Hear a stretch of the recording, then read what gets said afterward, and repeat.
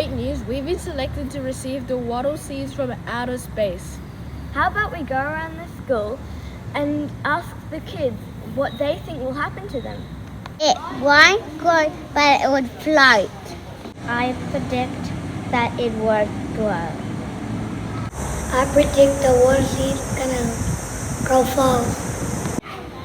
I predict it's going to float in the air and not grow. I think the seeds are going to explode.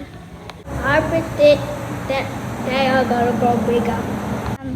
I predict I want my seeds to go huge and I want the flowers to be red. I predict they're gonna float. Seeds will grow and they can grow really well. I predict that they're going to be small and not that big. I predict that it's going to stay the same as if it didn't go out to space. And I predict that they'll probably stay the same a little bit, but maybe a tiny bit bigger. Well, there you go, guys. I can't wait to see if any of their predictions come true. See you next time.